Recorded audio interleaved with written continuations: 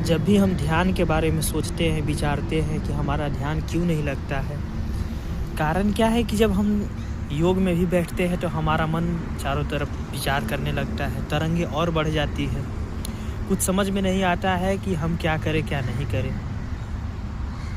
जब आप हृदय रूपी राम का चरित्र जब धारण करेंगे, हृदय से जब सद्गुरु का ध्यान धरेंगे, तब कुरीति, कुसंस्कार, कुविचार उथल पुथल होने लगेंगे। विचार जो है स्वतः आने शुरू हो जाएंगे। हेयम दुखम अनागतः, जो अभी आया नहीं है उसको भी काटा जाता है योग से, ध्यान से, सत्संग से, सेवा से। ऐसा रीजन इसीलिए होता है कि वह उस कर्म में अब आग लग गई है। तभी तो सदगुरु सदाफल देव जी महाराज स्वरवेद में लिखे हैं, ब्रह्म विद्या छिन गई उड़ी, लगी कर्म घर आग, कर्म वासना जरी गया, चेतन चेतन जाग। कर्म के घर में जब आग लगती है तो आग की लगने की प्रवृत्ति भी कई तरह की होती है।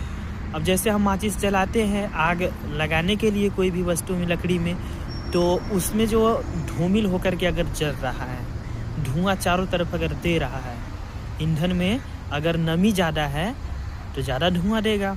ठीक उसी तरह से जिस आत्मा के अंदर जो शरीर में प्रकाश है, जो भी जैसा चीज़ है उसमें उसको ऐसे ही होता है। प्रवृत्ति में जो चेतना में जो रहता है वो स्वतः ही प्रकट होकर के प्रज्वलित होने लगता है। तो जब आग लगती है तो उसको खूब खूब जलाना चाहिए। तभी तो कहते हैं दौलत दुनिया माल खजाना, धूम धाम सब धुआं धुआं। धुआं धुआं का मतलब क्या है? चिता की भी एक धुआं आती है, और एक जब जो ब्रह्म योग अग्नि जब लगती है शरीर में, उसकी धुआं जो है अगर दिखाई नहीं देता है तो धूमिल होता है, वह धूमिल कोहरा की तरह होता है।